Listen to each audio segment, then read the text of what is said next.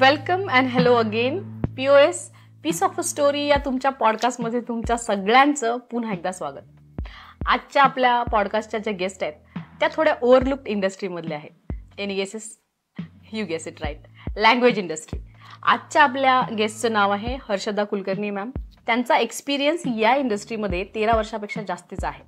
या इंडस्ट्रीशी रिलेटेड आपण जे म्हणतो translation, transcription, interpretation, voice over, then foreign language training, content creation या सगळ्या गोष्टींमध्ये त्या डील करतात.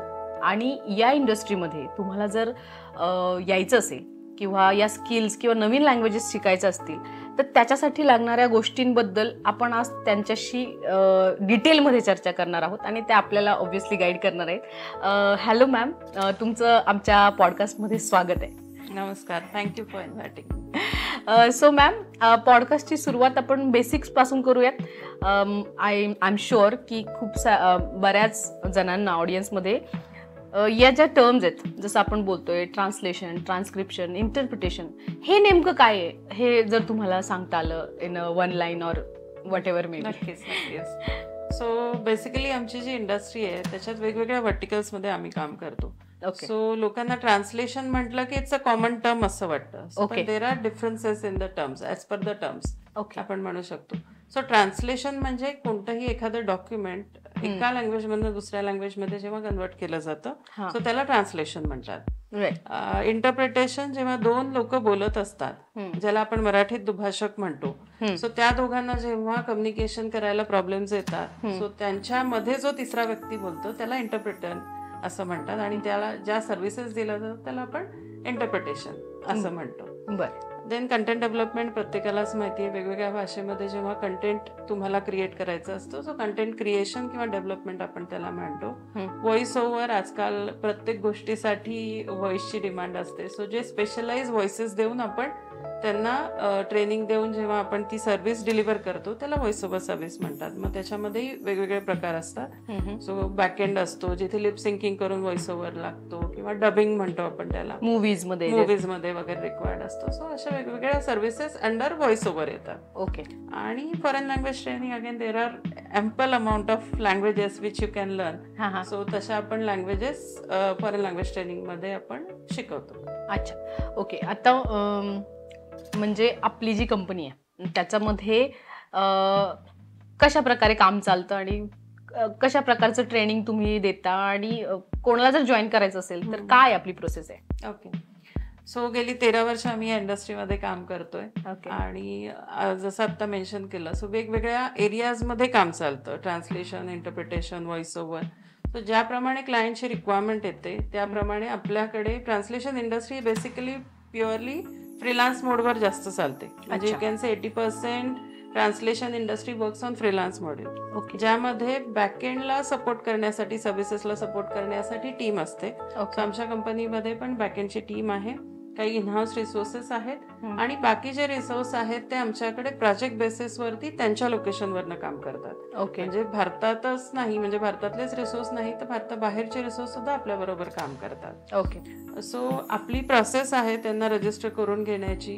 जेव्हा रिसोर्स आपण आपल्या प्रोजेक्टवरती काम करायला लावतो त्यावेळेस आपल्या प्रोसेसनुसार पहिले त्याचं स्क्रुटिनी होते, टेस्ट घेतली जाते. जेव्हा तो टेस्टमध्ये एलिजिबल होतो then only we add that resource to our database. आणि मग जेव्हा त्या लँग्वेजचा प्रोजेक्ट येतो किंवा त्या डोमेनचा प्रोजेक्ट येतो आपल्याकडे तेव्हा मग आपण त्याला तो असाइन करतो प्रोजेक्ट बेसिसवर. ओके. सो पहिल्यांदा ऑलरेडी तो डिफाईन असतो आमच्या टर्म्सनुसार आणि त्यानंतर आपण त्यांना प्रोजेक्ट देतो. ओके. मला विचारायचं आहे, तुम्ही लँग्वेज इंडस्ट्रीला चूज करायचं काही रिझन स्पेसिफिक आहे का?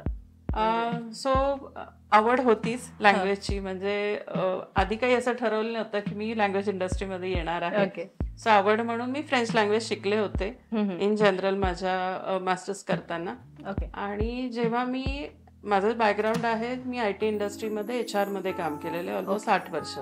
आणि त्याच वेळेस मी एका कंपनी बरोबर म्हणजे एक फॉरेन लँग्वेज आणि बाकी सगळ्या सर्व्हिसेस देणारी कंपनी होती जी स्पेसिफिकली ट्रान्सलेशन इंडस्ट्रीत काम करत होती. सो त्यांच्याबरोबर मी HR मॅनेजर म्हणून काम करत होते. तेव्हा मला लँग्वेज ही इंडस्ट्री काय असते त्याच्याबद्दल ओळख झाली. आणि ज्या वेळेस मी बिझनेस करायचा विचार केला सो त्यावेळेस लँग्वेजची आवड होतीच आणि अपॉर्च्युनिटी म्हणजे रिसोर्स पूल हा माझ्याकडे होता. So I thought why not to start with the languages. Okay. So मग तिथून मग सुरुवात झाली. पहिल्यांदा सुरुवातीला काही म्हणजे हिंदी मराठी अशा आपल्याला ज्या समजतात त्या भाषांमध्ये सर्व्हिस द्यायला चालू केली आणि नंतर हळूहळू करत आता आम्ही ऑलमोस्ट 70 भाषांमध्ये सर्व्हिसेस देतो. अरे बापरे, 70 भाषा. Okay okay. आणि मग त्याच्यात म्हणजे इंडियन भाषा आपण जे म्हणतो त्याच खूप आहेत. तर नक्कीच म्हणजे आता 22 ऑफिशियल भाषा आहेत आपल्याकडे. भारतामध्ये जर आपण बघितलं आजही 22 भाषांमध्ये त्या त्या स्टेटचं काम चालतं. सो त्या 22 ऑफिशियल लँग्वेजेस मध्ये आपण करतोच. पण गारो, खासी, बोडो ह्या जर निश लँग्वेज पेअर तुम्ही कधी ऐकल्या असतील तर त्याच्यातही आपण ट्रान्सलेशन करतो. अरे बापरे. कारण त्याच्या डिमांड असतात. सो त्यानुसार आपण त्यातही काम करतो. अच्छा. आणि मग जसं तुम्ही म्हणाल की फ्रीलान्सिंग असतं काम. सो काम हे फक्त फ्रीलान्सिंगच असतं की म्हणजे जॉब लोकेशन म्हणजे असेल असं? सो वेगवेगळ्या अपॉर्च्युनिटीज असतात या फील्डमध्ये. फ्रीलान्सिंग मोडमध्ये जसं मी म्हटलं 80% लोक फ्रीलान्सिंग मोडवर काम करतात कंपनीज बरोबर काम करताना. पण अपार्ट फ्रॉम दॅट कंपनीमध्ये पण बरेच जॉब्स असतात. म्हणजे लँग्वेज एक्सपर्ट म्हणून पण त्यांना काम करायला मिळतं. त्याचबरोबर डोमेन एक्सपर्ट. जसं की आता सपोज एखादा मेकॅनिकल इंजिनियर आहे. अच्छा. आणि त्याचा क्लायंटेल हा जर्मनीचा आहे किंवा जपानचा आहे. सो त्यावेळेस त्यांना त्यांच्या टेक्निकल स्किल बरोबर लँग्वेज एक्सपर्टची पण रिक्वायरमेंट असते. सो अशा कॉम्बिनेशनचा जर त्यांना रिसोर्स मिळाला ज्याला टेक्निकल पण येतंय आणि लँग्वेज पण येते सो त्याची रिक्रुटमेंट पहिले केली जाते. रादर दॅन 2 रिसोर्स वेगळे ठेवणं की म्हणजे एक लँग्वेज एक्सपर्ट ठेवलाय आणि एक टेक्निकल ठेवलाय. सो एक कॉम्बिनेशन मिळालं तर ते रिसोर्स ते प्रेफर करतात आणि मग त्यांना तसं जॉब ऑपॉर्च्युनिटीज पण मिळतात. मॅम मला विचारायचंय की लँग्वेज इंडस्ट्रीमध्ये आपण या सगळ्या गोष्टींबद्दल बोलतोय तर जॉब ऑपॉर्च्युनिटीज कशा आहेत? कोणासाठी जास्त चांगल्या अपॉर्च्युनिटीज आहेत आपण असं म्हणू शकतो? सो लँग्वेज इंडस्ट्रीमध्ये स्पेशली ज्यांना फक्त लँग्वेजेसमध्ये काम करायचंय त्यांच्यासाठी वेगळ्या अपॉर्च्युनिटीज आहेत आणि ज्यांना लँग्वेज हे मेन फील्ड म्हणजे language as a supportive field घ्यायचे त्यांच्यासाठी वेगळ्या अपॉर्च्युनिटीज आहेत. ओके. सपोज मी फक्त लँग्वेज इंडस्ट्रीमध्ये ॲज अ लँग्वेजमध्ये मला करिअर करायचंय. ओके. सो त्यांनी त्या लेवलनुसार त्या कम्प्लीट केल्या लेवल एक्सपर्टीज मिळवलं तर सो इनिशियल स्टेजला ते can start from as a टीचिंगमध्ये त्यांना अपॉर्च्युनिटीज मिळू शकतात. स्कूलमध्ये ते टीच करू शकतात. कॉलेजेसमध्ये आहेत. फ्रीलान्स मोडवर ॲज अ ट्युटर म्हणून ते काम करू शकतात. अपार्ट फ्रॉम दॅट त्यांना ॲज अ ट्रान्सलेटर म्हणून जसं मी म्हटलं की त्यांनी लँग्वेजवरती कमांड घेतली आहे. मग एखाद्या रिसोर्सनी आपले स्किल चेक करायचे की आपल्याला बसून काम करायला आवडतं की मला जास्त बोलायला आवडतं. अच्छा. आणि माझे स्किल कशामध्ये मी जास्त डेव्हलप करू शकतो त्यानुसार ते ठरवू शकतात की मला इंटरप्रिटेशन करायचंय का मला ट्रान्सलेशन करायचंय. अच्छा. कारण दोन्ही वेगळे एरियाज आहेत. जो जनरली आता आम्ही इंडस्ट्रीमध्ये काम करतो त्यामुळे जो जनरली ट्रान्सलेटर म्हणून काम करतो तो कधीच इंटरप्रिटेशन करत नाही. अच्छा. आणि इंटरप्रिटर ट्रान्सलेशन करत नाही. सो ते स्किल एकदा डिफाईन झाले त्या रिसोर्सचे की त्यानुसार मग ते त्याचे स्पेशल कोर्सेस पण आहेत अवेलेबल की तुम्ही ट्रान्सलेशनसाठी कोर्स करून घेऊ शकता, इंटरप्रिटेशनसाठी कोर्स करू शकता. म्हणजे तुमचे स्किल जास्त तुम्ही फाईन करून घेऊ शकता आणि त्यानुसार त्याच्यात as a interpreter as a translator काम करू शकता. फ्रीलान्स मोडवर करू शकता किंवा फुल टाइम जॉब ऑपॉर्च्युनिटीज पण अवेलेबल आहेत की तुम्ही त्या कंपनीमध्ये जॉबला अप्लाय करू शकतात. बऱ्याच मल्टीनॅशनल कंपनीज आहेत जिथे त्यांना लँग्वेज रिसोर्सेस लागतात ॲज अ बॅकएंड सपोर्टसाठी. सो तिथे त्यांना रिक्वायरमेंट्स असतात. केपीओज बीपीओज मध्ये बऱ्याचशा बाहेरच्या फॉरेन कंपन्या त्यांच्या वेगवेगळ्या प्रोसेस आउटसोर्स करतात. म्हणजे अगदी अकाउंटिंग पासून ते इन्शुरन्स पर्यंतच्या. तर तिथे त्यांना फोनवरती बोलण्यासाठी त्यांच्या क्लायंटेलशी कम्युनिकेट करण्यासाठी त्यांना रिसोर्स लागतात. सो तिथे बऱ्याच अपॉर्च्युनिटीज असतात. सो त्या स्किलनुसार त्यांना मग तिथे रिक्रुटमेंट केली जाते. सो ह्या झाल्या स्पेशलाइज इन टू लँग्वेजेस म्हणजे ज्यांनी फक्त लँग्वेजमध्ये काम करायचं आहे. पण अपार्ट फ्रॉम दॅट ज्यांना आता मी म्हटलं की त्यांच्या डोमेन बरोबर त्यांना ॲज अ सपोर्टिव्ह. आता जर आपण बघितलं की एखादा इंजिनियर झाला तर तो फक्त इंजिनियर झाला तर त्याला लगेच जॉब मिळेलच किंवा त्या पॅकेजचा जॉब मिळेल असं नाही. आता जर आयटी मधला असेल तर त्याला आयटी मधले वेगवेगळे कोर्सेस करावे लागतात. कुठली तरी लँग्वेज शिकावं लागते, कुठला तरी अजून एक सपोर्टिव्ह स्पेशलायझेशन करावं लागतं. मेकॅनिकल मध्ये असेल तर डिझायनिंग त्याला शिकावं लागतं किंवा जे काही एक्सपर्ट रिलेटेड कोर्सेस आहेत ते करावे लागतात. सो मग त्यांना त्यांच्या रिक्वायरमेंटनुसार चांगल्या कंपनीत जॉब मिळू शकतो किंवा चांगलं पॅकेज मिळू शकतं. पण त्याचबरोबर जर त्यांनी एखादी लँग्वेज शिकली तर मी जसं म्हटलं की बरेचसे कोलॅबरेशन होतात आपल्या इंडियामध्ये कंपन्यांचे. तर तिथे त्यांना टेक्निकल प्लस त्यांना लँग्वेज येणारा रिसोर्स हवा असतो. सपोज जर जर्मन कोलॅबोरेशन झालेलं असेल तर जर्मन लँग्वेज येत असेल तर त्यांना क्लायंटशी कम्युनिकेट करणं खूप इझी जातं. सेम वेनी जपान बरोबर आपण बरेचसे कोलॅबोरेशन, म्हणजे जपानकडनं टेक्नॉलॉजी येते, प्रोजेक्ट्स आउटसोर्स केले जातात, त्यावेळेस जपान तर खूपच ते रिजिड आहेत लँग्वेजच्या बाबतीमध्ये. म्हणजे इव्हन कॅडकॅमचे ड्रॉइंग सुद्धा ते जपनीज मध्ये असतात. अशा वेळेस जर आपल्या इथल्या रिसोर्सला म्हणजे स्टाफला जर काम करायचं असेल त्याच्यावर, तर ते पहिले ट्रान्सलेट करून मग त्यांना त्याच्यावरती काम करायला लागतं. सो अशा वेळेस त्यांना जर टेक्निकल प्लस जपनीज येत असेल तर तिथे त्यांना बेनिफिट होऊ शकतो. सो तुमच्या म्हणजे एरियाज बरोबर, म्हणजे तुमच्या टेक्निकल स्किल्स बरोबर तुम्ही जर लँग्वेज शिकली तर त्याचा बेनिफिट होतो. बऱ्याच वेळेस काय होतं, लोकांना बाहेर जायचं असतं, बाहेर अपॉर्च्युनिटीज हव्या असतात फॉरेन कंट्रीजमध्ये. सो त्यावेळेस जर त्यांनी लँग्वेज शिकली तर त्याचा बेनिफिट होऊ शकतो. आणि तुम्हाला लँग्वेज येते म्हणून तिथे प्रेफरन्स दिला जाऊ शकतो. एखादी फॉरेन लँग्वेज येते सो तुम्हाला तिथे प्रेफर केलं जाऊ शकतं. बरोबर. सो अशा बऱ्याचशा अपॉर्च्युनिटीज अवेलेबल आहेत. व्हॉइस ओव्हर मध्ये आहेत, ज्यांना चांगला व्हॉइस आहे किंवा त्याच्यात स्केलअप करण्याची आवड आहे, सो ते नक्कीच त्याच्यामध्ये काम करू शकतात. कारण आज आपली जी इंडस्ट्री आहे त्याच्यामध्ये भरपूर अपॉर्च्युनिटीज आहेत. OTT प्लॅटफॉर्म आलेत वेगवेगळे आणि वेगवेगळ्या भाषांमध्ये. सो डबिंग साठी असेल किंवा बाकीच्या ह्याच्यासाठी असेल तर बऱ्याचशा व्हॉइस ओव्हर साठी रिक्वायरमेंट्स असतात, सबटायटलिंग साठी. सो तिथे खूपच स्कोप आहे. सो ज्यांना त्या इंडस्ट्रीची आवड आहे, नॉट नेसेसरी की त्यांनी तिथे ऍक्टिंगच केली पाहिजे, आवाज पण देऊ शकता.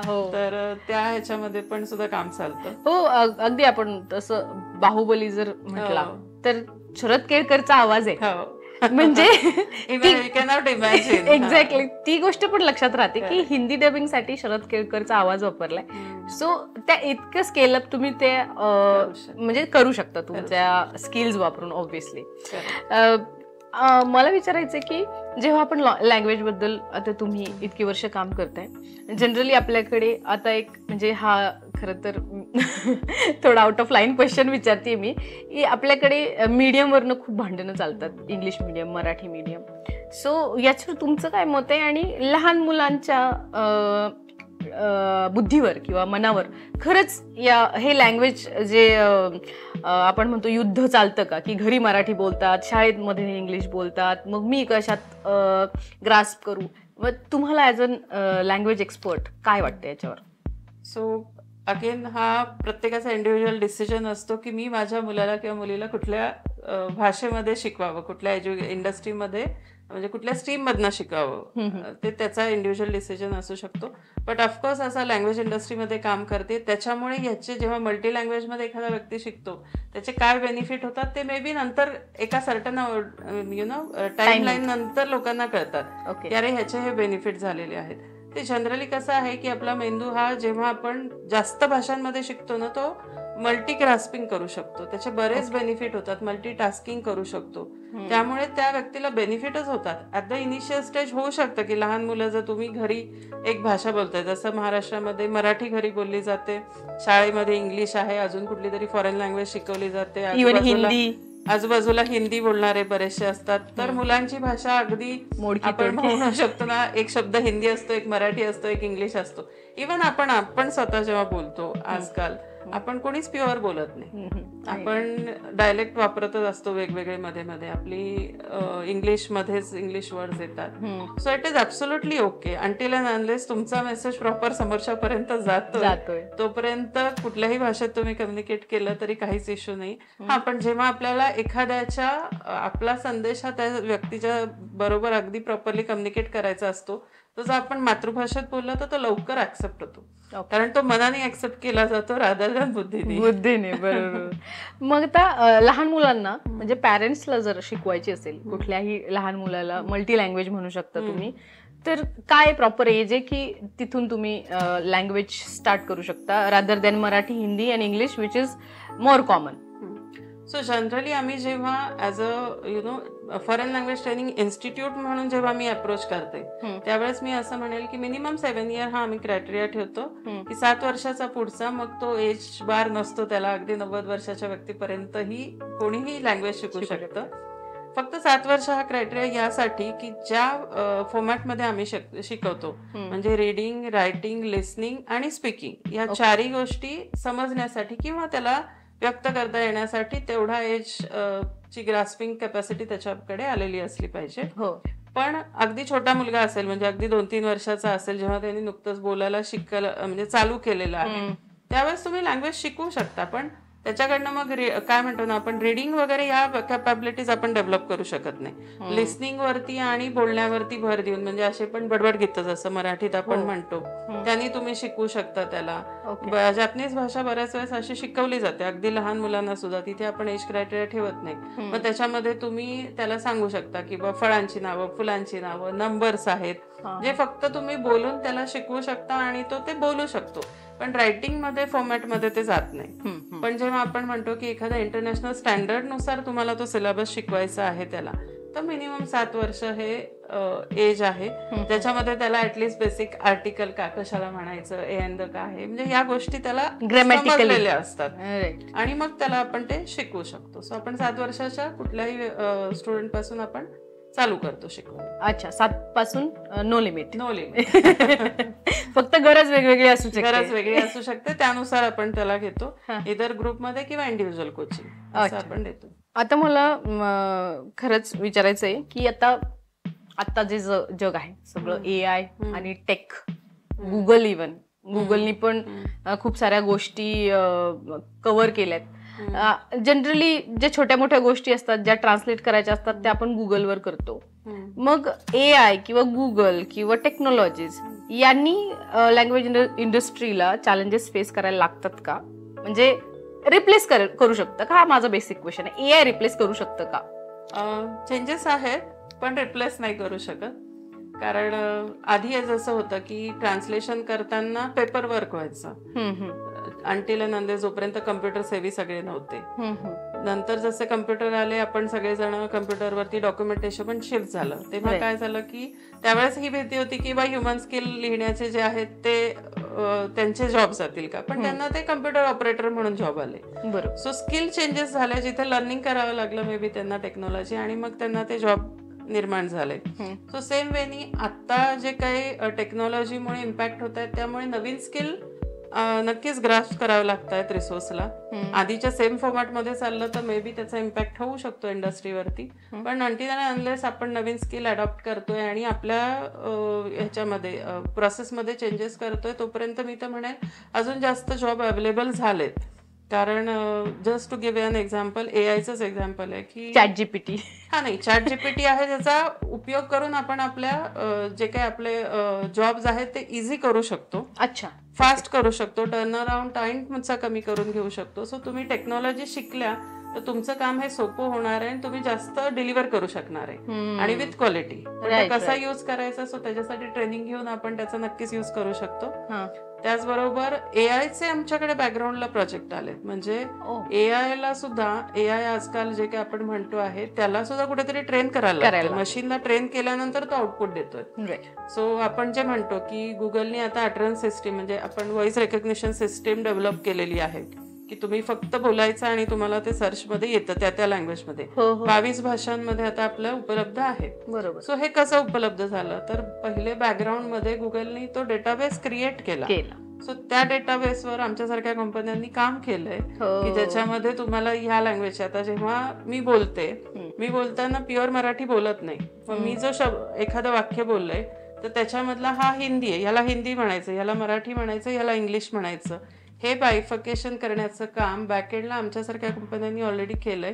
त्यामुळे त्या मशीनला आता सवय झाली की हा शब्द आला की हा हिंदी आहे, हा मराठी, हा इंग्लिश आहे, हा उर्दू, बेंगॉली, हे मशीनला शिकवण्याचं जे काम आहे ते ऑलरेडी बॅकएंडला आमच्यासारख्या कंपनीने केलंय. सो तसेही काम आमच्याकडे येतात. ओके. सो AI जरी आला, डेटाबेस तयार करायचं, AIला ट्रेन करण्याची पण कामं आहेत. सो प्रोजेक्ट वाढलेलेच आहेत, फक्त ते शिकावे लागतात आणि तसं रिसोर्सला ट्रेन करावं लागतं. मग ट्रेनिंग किंवा स्किल डेव्हलपमेंट मध्ये तुम्ही कसं ब्रेकडाऊन कराल?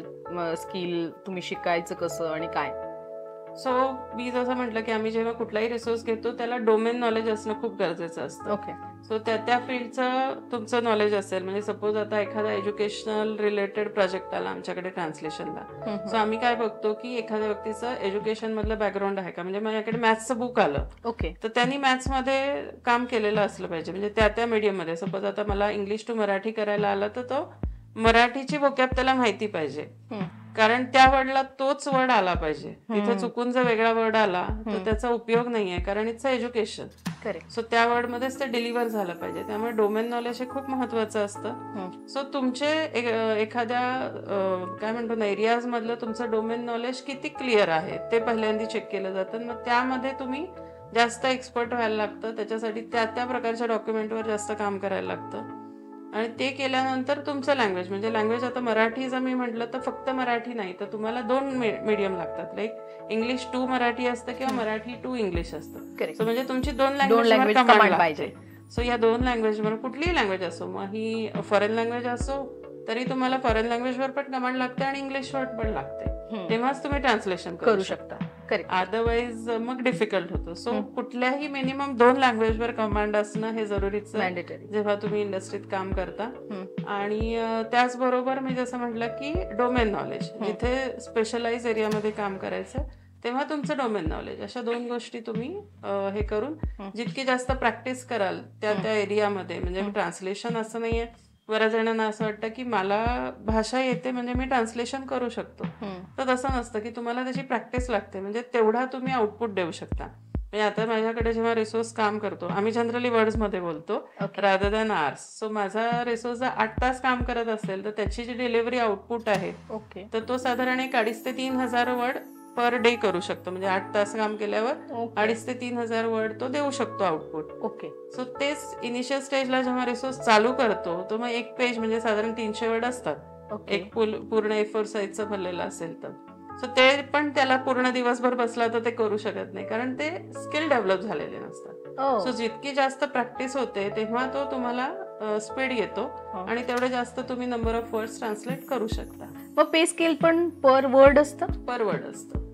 सो जनरली पर वर्ड असतं, पण जेव्हा व्हॉल्यूम येतो एखाद्या कामाचा तेव्हा मग जनरली बुक जेव्हा असतात तेव्हा आपलं ते पर पेज जाऊ शकतं. So it varies as per the requirement also, पण जनरली स्टँडर्ड जे आहे ते पर वर्ड आहे फॉर ट्रान्सलेशन. इंटरप्रिटेशनचं छोटे असाइनमेंट असतील तर त्या आर्ली बेसिसवर असतात किंवा पर डे बेसिसवर असतात. आणि मग जर मोठे असतील तर पर मंथ बेसिसवर पण असतात. आणि आता तुम्ही इतके दिवस या क्षेत्रामध्ये काम करतायत, तर तुमच्या माहितीतले मल्टिपल लँग्वेज मोस्ट काय म्हणतात त्याला, जास्त भाषा येणारं कोणी ओळखता तुम्ही त्यांना, किंवा कोणी फेमस आहे की जास्तीत जास्त लँग्वेज येतात एकाच वेळेला? बरेच व्यक्ती आहेत असे जे मल्टी लँग्वेज शिकतात. माझे काही स्टुडंटही आहेत की त्यांना आवड आहे म्हणून भाषा शिकतात. म्हणजे जर्मन येतं. माझीच एक ट्रेनर होती जिनी जर्मनमध्ये पहिल्यांदा C1 लेवल केली. C1 is the highest level. 6 level total असतात. C1 is near to native आपण असं म्हणतो. So she did her C1. त्याच्यामध्ये तिने क्लिअर केलं. त्यानंतर तिने फ्रेंच पण केलं. त्याचबरोबर ती आता मग म्हणजे ह्याच्यामध्ये शिकवते, परत एम्बसीमध्ये काम करते. सो अशा मल्टी लँग्वेजमध्ये ट्रेन करणारे, फक्त शिकवून नाही तर त्याचं हायेस्ट लेवल अचीव्ह करणं. सो असे बरेचसे आहेत जी मला व्यक्ती माहिती, sorry I could not recall her name, but almost ती 22 भाषांमध्ये, पुण्यातलीच आपली व्यक्ती आहे, 22 भाषांमध्ये ती बोलते आणि ह्याच्यामध्ये ती प्रॉपर कम्युनिकेट करू शकते. Writing also. सो अशा बरेच व्यक्ती आहेत की ज्यांना मल्टी लँग्वेज मध्ये त्यांनी कमांड केलेली आहे. इतके वर्ष काम करताना ऑब्व्हियसली तुमच्या लक्षात आलं असेल की कुठले असे प्रोजेक्ट असतात किंवा कुठले असे डोमेन असतात की जे जास्त चॅलेंजिंग असतात ट्रान्सलेशनसाठी और इंटरप्रिटेशनसाठी? कसं आहे? सो निश एरिया जर आपण म्हटलं की जिथे डायरेक्ट इम्पॅक्ट होऊ शकतो is medical field, pharmaceutical field आणि लिगल फील्ड.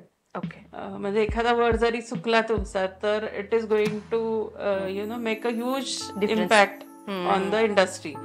कारण जसं मी म्हटलं pharmaceutical industry is a huge requirements असतात. कारण जे काही मेडिसिन्स बनतात त्याच्या मेडिकल ट्रायल्स होतात. सो मेडिकल ट्रायल्स होताना सुद्धा ट्रान्सलेशनच्या बऱ्याचशा रिक्वायरमेंट्स असतात आणि त्याच्यामध्ये त्याचसाठी खबरदारी म्हणून इंडस्ट्रीज काय करतात, त्याला आपण म्हणतो की डबल ट्रान्सलेशन करून घेतात, ज्याला आपण front end and back end translation म्हणतो, FTBT. म्हणजे आता एक डॉक्युमेंट बनतं इंग्लिशमध्ये आणि मला सपोज एखाद्या मेडिकलचा ट्रायल घ्यायचा एखाद्या ड्रगचा, साधारण 12 स्टेटसाठी घ्यायचा आहे. ओके.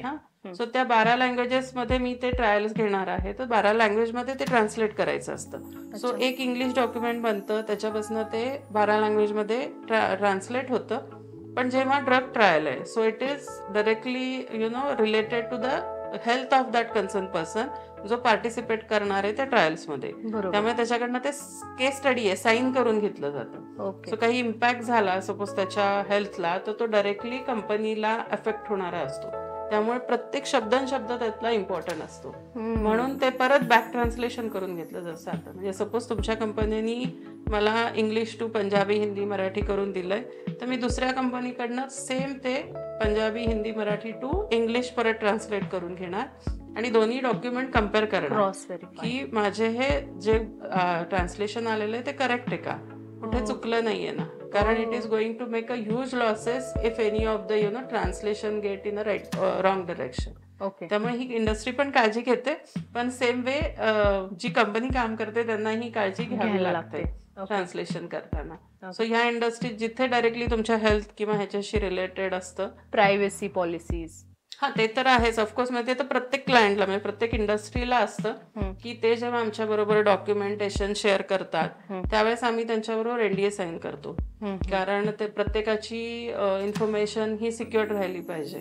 सेम वेनी ते आम्ही आमच्या रिसोर्स बरोबर पण साईन करून घेतो डॉक्युमेंटेशन, कारण ती इम्पॉर्टंट इन्फॉर्मेशन असते क्लायंटची. आणि once the translation is done, आपण ते डॉक्युमेंटेशन डिलीट करतो जे ट्रान्सलेट केलेले असतात, कारण ते बाहेर कुठे इन्फॉर्मेशन जाऊ नये हाच त्यामागचा उद्देश असतो. बरेचसे टेंडर्सचे डॉक्युमेंट असतात, कोणाचे पॉलिसी प्रोसिजर्स असतात कंपनीच्या, काही प्रोजेक्ट रिलेटेड डॉक्युमेंट असतात. So they don't want to get it shared outside of the other companies or any other industry. So त्यावेळेस मग तसे आपल्याकडनं अग्रीमेंट साईन करून घेतले जातात आणि जे रिसोर्स त्याच्यावर काम करणारे आपणही त्यांच्याकडनं करून घेतो. लँग्वेज इंडस्ट्री कोणाला जॉईन करायची असेल तर तुम्ही काय सल्ला द्याल एखाद्या न्यू कमरला, किंवा जसं तुम्ही म्हणाल की age is not the limit for starting, तर मग काय तुमचा सल्ला असेल की कसं तुम्ही स्टार्ट कराल आणि काय काय नेसेसरी आहे तुम्हाला स्किलफुल होण्यासाठी?